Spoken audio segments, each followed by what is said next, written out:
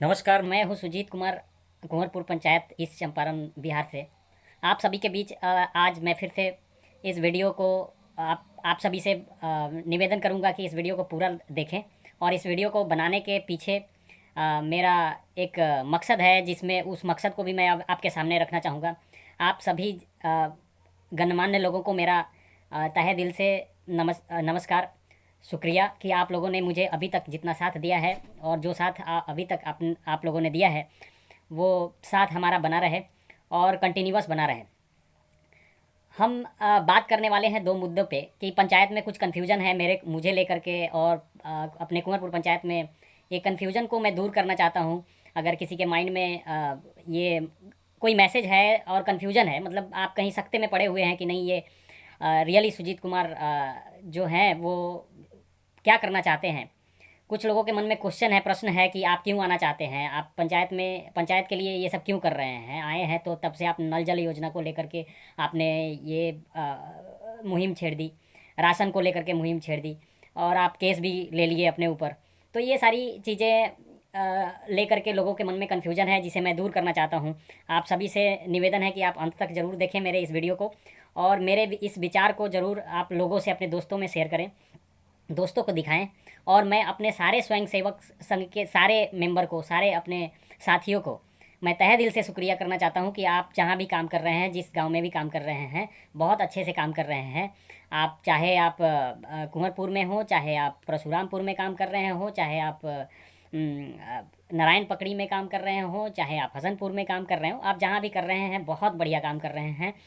मैं आपको तहे दिल से शुक्रिया कहना चाहूँगा। इस पंचायत के सभी गणमान्य लोगों को मेरा फिर से एक बार नमस्कार। आप मेरे इस वीडियो को अगर आप देख रहे हैं तो अंत तक ज़रूर देखिए कि आजकल जैसे कि आप देख रहे होंगे सोशल मीडिया में कुछ न्यूज़ आ रही हैं कि पंचायत का इलेक्शन सामने है, और वो पंचायत का इलेक्शन अप्रैल से मई तक किया जाएगा, और समाप्त कर लिया जाएगा। अप्रैल से शुरू होगी और मई तक समाप्त होगी। तो इसको लेकर के कुछ लोगों ने हमसे भी प्रश्न किया कि आप क्या चाहते हैं, आपका क्या मत है। तो मैं एक आदमी को उत्तर देने से बेहतर समझता हूँ कि मेरा उत्तर सभी के बीच जाए, इसलिए मैं इस वीडियो को बना रहा हूँ। दोस्तों, एक प्रश्न आ रहा है कि जनता को जागरूक करने में हम आप सहयोग करें। पंचायत चुनाव नज़दीक है, और कुछ लोगों का इसे आप नाटक कहें, ड्रामा कहें, या एक्टिंग कहें, या आपको लुभाने के लिए, आपका विश्वास मत जीतने के लिए जो कार्य होता है वो नेतागण करते हैं। और हमें लगता है कि नेता जो करते हैं वो अच्छे, अपने लिए सभी ठीक ही करते हैं। और जितने भी हमारे प्रत्याशी हैं कुंवरपुर पंचायत में, मैं उन सभी का शुक्रगुजार हूँ कि आप लोगों ने मुझे भी एक अवसर दिया है कि आप लोगों के साथ खड़ा हो सकूं, आप लोगों से निवेदन कर सकूं। और मैं आप लोगों से भी कहना चाहूँगा कि लोगों के मन में जो मैसेज जा रहा है, लोगों के दिमाग में जो आप प्रत्याशी हैं, हम प्रत्याशी हैं, या कोई भी प्रत्याशी है इस पंचायत चुनाव में, तो आपके प्रति उसके मन में क्या विचार है, क्या चल रहा है, मैं कुछ आप लोगों से साझा करना चाहूँगा। जिसमें आप अभी देख रहे होंगे कि सोशल मीडिया पे ये चल रहा है कि आधार कार्ड, फ़ोटो, राशन बनवा लीजिए। ये पूछने लगे हैं लोग कि कैसे बनेगा।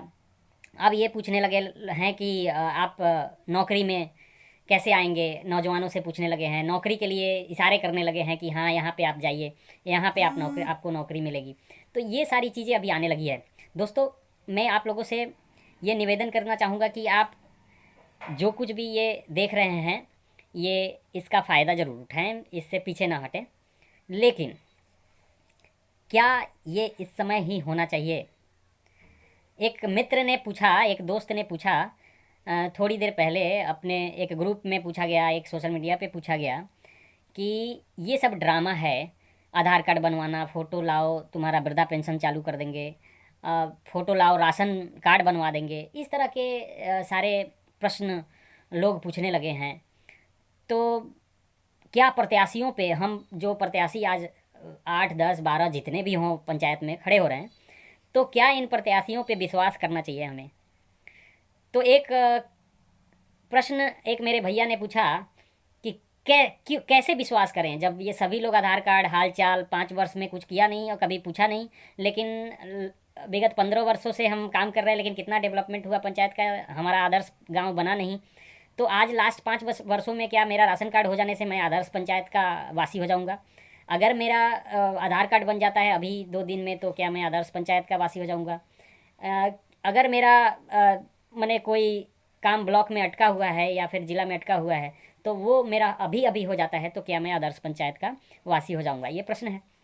लेकिन अब देखिए कि लास्ट 5 वर्षों में विकास कितना हुआ है, या लास्ट 15 वर्षों में विकास कितना हुआ है, ये जानना क्या हमारा हक नहीं है? ये अगर जानना हमारा हक है, तो लास्ट वो जो क्वेश्चन भैया ने पूछा था कि हम किस पे विश्वास करें, हम किस पे विश्वास करें, तो विश्वास हमें कैसे करना चाहिए, इसका भी पैमाना होता है।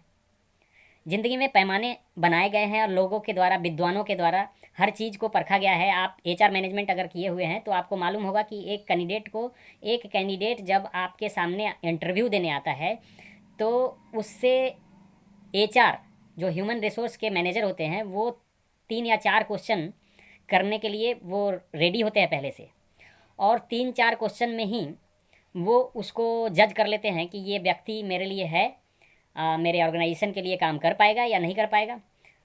तो वो कैसे कर पाते हैं, कैसे जज कर पाते हैं? कुछ पैमाने होते हैं जो पहले से ही विद्वानों ने बना रखे हैं, उसे वो पढ़े हुए रहते हैं वो मैनेजर, और उनको वो जानकारी होती है, उसी पैमाने से वो उस कैंडिडेट को मापते हैं।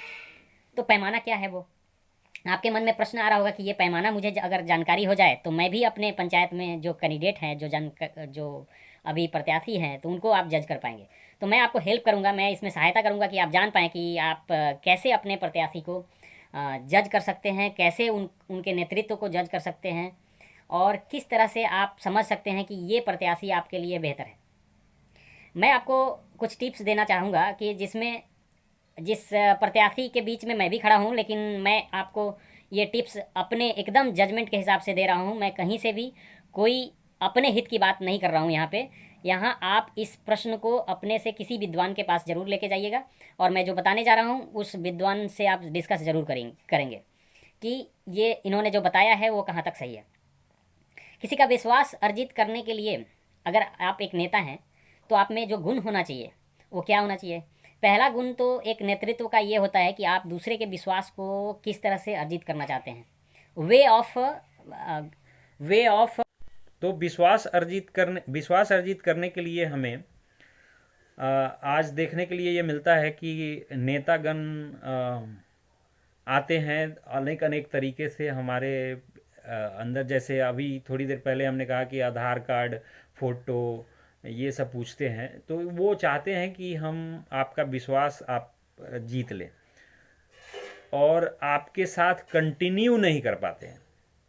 दरअसल ये सारे नेताओं में गुण होता है। ये पहला गुण है कि विश्वास अर्जित करने के लिए वो आपसे पूछते हैं कि आपका आधार कार्ड है कि नहीं, आपका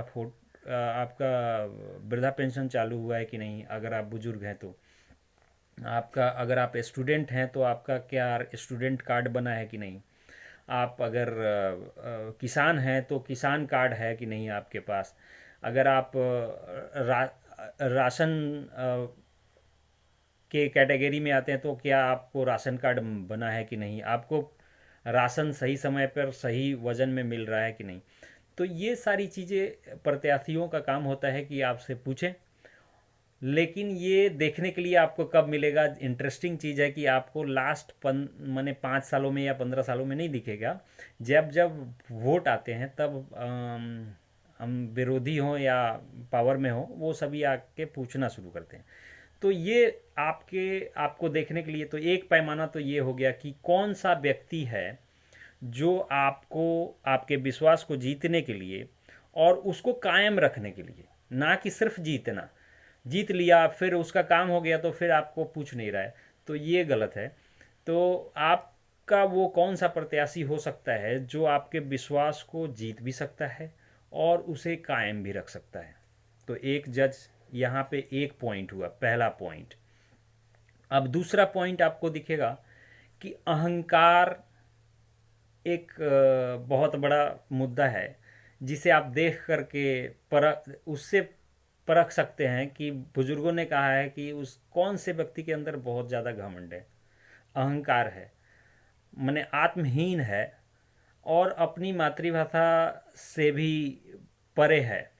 अपने व्यक्तिगत गुणों को वो अपने जीवन में कितना इम्प्लीमेंट कर पाया है, और वो अपने जीवन में टास्क मास्टर कैसा है। माने टास्क मास्टर का मतलब होता है कि काम जो मिला उसे वो उसे अपने जनता तक कितना पहुंचाने में मास्टर है, यानी उसको किस तरह से इम्प्लीमेंट करता है, कितना फास्ट इम्प्लीमेंट करता है, कितना जल्दी से जल्दी सेंट्रल से एक योजना, मैं एग्जांपल के लिए बोल रहा हूँ कि सेंट्रल से एक योजना आई और वो बिहार सरकार के पास आई और बिहार सरकार ने उसको पंचायत लेवल को दे दिया। पंचायत लेवल में आप पंचायत में आप मुखिया हैं तो मुखिया जी कैसे उसको आम जनता तक पहुंचाते हैं, उसका लाभ कितना जल्दी पहुंचाते हैं और किस तरह से पहुंचाते हैं, तरीका, यानी पंचायत में लोगों तक, हर एक व्यक्ति के कानों तक ये बात पहुंच रही है कि नहीं कि ये काम मुखिया जी कर रहे हैं। तो एक ये पैमाना होता है। नेता का एक और रूप उससे भी, ये दूसरा हो गया, यानी पहला हो गया कि आपके विश्वास को जीतने का जो तरीका है, तो वो एक हो गया। दूसरा, आप टास्क, मैंने आपको बताया कि उसके अंदर अहंकार नहीं होनी चाहिए, उस व्यक्ति के अंदर आत्महीनता की भावना नहीं होनी चाहिए, मृदु भाषी होना चाहिए, मातृभाषा, लोकल लैंग्वेज, माने उस एरिया के लैंग्वेज का जानकार होना चाहिए। तो ये सारी गुण होनी चाहिए ये। और इससे मैं जो अभी बता रहा हूँ, इससे किसी भी नेताजी के ऊपर मेरा छीटाकशी नहीं है, ये एक्चुअल गुण है जो नेता के अंदर होना चाहिए और एक नेतृत्व करने वाले के अंदर होना चाहिए। तीसरा चीज़ है कि हम यदि एक नेता हैं तो ध्यान रखना है कि आसपास के लोगों का विश्वास अर्जित करना कितना महत्वपूर्ण है। लोग अपने नेता को सफल अगर देखना चाहते हैं तो वो अपने आप को सफल मानते हैं। मैंने ऐसा देखा गया है कि कोई भी प्रजा, उस एरिया का प्रजा, अगर वो अपने नेता को, किसी भी नेता को अगर वो सपोर्ट करती है और उन्हें जिताना चाहती है तो वो उन्हें जिताने के लिए हर प्रयास करती है, उनके साथ रहती है हर समय उनका, या वो नेताजी उसके साथ हैं या नहीं हैं, वो पीछे में भी अपने से बेहतर करने का प्रयास करती है और उस नेताजी को सपोर्ट करती है, चाहे वो किसी भी तरीके से हो, या उस पार्टी को सपोर्ट करती है। तो कहने का मतलब है कि वो नेताजी को जिताने के लिए सारी जो हमारे जिन्हें हम कार्यकर्ता कहते हैं, तो उन लोगों का विश्वास जीतना, उन लोगों के विश्वास पर खरा उतरना, वे विश्वास करना चाहते हैं, लेकिन यदि नेता सफल हो जाता है तो वो सफल भी हो जाते हैं, ऐसा कहा जाता है। तो अर्थात नेताजी सफल हो जाएंगे तो उसे लगता है, जो कार्यकर्ता है, वो जनता है, जो लोग उन्हें वोट दिए हैं, तो वो अपने आप को भी सफल मानते हैं, वो कहीं ना कहीं सफल मानते हैं। तो ये हमें अब सोचना है, हम प्रत्याशियों को सोचना है कि हम किस तरह का बनना चाहते हैं, किस तरह से हम अपने पंचायत को देखना चाहते हैं, हम अपने गांव को देखना चाहते हैं। दूसरी बात है, अगर ये तो हो गई जेन्युइन बातें, मैं आप सभी को एक कुछ अपनी अपनी अब आप जो प्रश्न हमें पिपरा बाज़ार में भी कुछ लोगों ने पूछा, मैं नारायण पकड़ी में गया था तो वहाँ पे भी मुझसे पूछा गया कुछ प्रश्न। हसनपुर के मेरे कुछ मित्र हैं, वो भी ये पूछ रहे थे। मैं नाम नहीं लेना चाहूँगा, मैं उन लोगों का नाम नहीं लेना चाहूँगा, नहीं तो लोग वहाँ पे भी जा कर के, ये राजनीति में आप जानते हैं कि लोग बहुत ही, और गांव के राजनीति में तो बिल्कुल ही, मुझे ये समझ आ गई है कि गांव की राजनीति में एक भी अगर व्यक्ति का, कोई किसी का मैंने नाम लिया तो वहाँ से बहुत बड़ा एक अलग ड्रामा शुरू हो जाता है। तो मैं नहीं चाहूँगा कि आपका नाम लूँ, लेकिन अगर आपने मेरे से प्रश्न किया है तो मैं चाहूँगा कि मैं आपको उत्तर दे पाऊँ। तो मेरे से प्रश्न था पहला कि आप क्यों आना चाहते हैं और पंचायत के इस इलेक्शन में क्या आप भाग लेंगे। ये एक प्रश्न था। तो जी, मैं पहला प्रश्न का जवाब दूं कि क्यों आना चाहता हूं पंचायत में के इलेक्शन में। दोनों प्रश्न लगभग सेम ही हैं। तो मैं आपको उत्तर के तौर पे, मैं एक स्वयंसेवक संघ का मेंबर हूं और मैं आप सभी को बताना चाहूँगा, खुशी होगी आपको, कि मैं विगत 10-11 वर्षों से मैं इसमें एक्टिव हूँ और वेस्ट बंगाल में था, मैं कार्यरत था और वहाँ पे मैं बैंकिंग में कार्यरत था। साथ साथ मैं सोशल वर्क भी, सामाजिक कामों में ध्यान दिया करता था। तो मुझे रुचि है इसमें, इसलिए मैं सेवा करना चाहता हूँ लोगों का। एक तो ये हो गया, तो ये सेवा करना चाहता हूँ। इसके पीछे मैं ये भी आपको बताऊं कि क्यों सेवा करना चाहता हूँ, किस तरीके से करना चाहता हूँ और कहाँ तक करना चाहता हूँ। मैं अपने इस ज़िंदगी में 40 साल मेरा उम्र है, 40 साल तक मैंने बैंकिंग सेवाएं की है, बैंकिंग सेवा में जॉब किया है, इंश्योरेंस किया है, लोगों को सेवा दिया हूँ, क्लेम करवाया है, लोगों का क्लेम दिलाया है, लोगों का जो ज़रूरतमंद हैं, जो जिनके घर में कोई आपदा विपदा आई है, मैंने उन्हें उन्हें हेल्प किया। लेकिन आज मैं सब ये समाज से जुड़ना चाहता हूँ, और जुड़ने का मतलब है कि मैं अपने समाज, मतलब जहाँ से मेरा जन्म हुआ है, जहाँ मेरे माँ बाप हैं, जहाँ मेरे गुरुजन हैं, मेरे मित्र हैं, मेरे बचपन के सारे यार हैं, जो हाँ जहाँ से मैंने पढ़ा है, तो मैं अपनी शुरुआत कहाँ से करूँ। तो यहाँ से शुरुआत करने का मुझे आदेश मिला है, मैं आप सभी के सामने ये करना चाहता हूँ, इस आदेश का पालन करना चाहता हूँ। आदेश का पालन मैं कैसे करना चाहता हूँ। अब देखिए, मैंने शुरू किया था कि भ्रष्टाचार मुक्त पंचायत, ये हमने एक नारा दिया था कि जब हम कलकत्ता से आए थे। तो आप याद करिए कि हमने, हमारा टैग लाइन था कि भ्रष्टाचार मुक्त। तो हमने व्हाट्सअप ग्रुप जो कुंवरपुर पंचायत है उसका हमने लोगो भी बनवाया है, जिसमें मैंने बनाया था कि उस भ्रष्टाचार मुक्त पंचायत, और एक सिंबल दिया था जिसमें आप सभी का योगदान रहा, सारे मित्रों का योगदान रहा। जो भी हुआ हो, सामाजिक न्याय में कभी कभी परेशानियां होती हैं, मैं उस पर नहीं जा रहा हूँ अभी। तो मुझे कल्याण का भाव लेकर के आगे बढ़ने में ये एक बहुत ही आनंद आता है। हमें पूर्ण विश्वास है कि आने वाले पीढ़ी के लिए जो हम आज कर रहे हैं, आने वाले भविष्य के लिए जो कर रहे हैं, हमारे बाल बच्चों के लिए जो कर रहे हैं, उनका भविष्य उज्जवल रहेगा और उन्हें ब्लॉक में जाकर के किसी भ्रष्टाचार का शिकार नहीं होना पड़ेगा। इसलिए मैं करना चाहता हूँ। मैं इसलिए करना चाहता हूँ, मेरे विरोधी हैं उनके भी बाल बच्चों के लिए ये मैसेज जाता है कि उनका भी नेक्स्ट जनरेशन जब वो किसी काम के लिए जाएं तो उन्हें परेशानियां ना उठानी पड़े।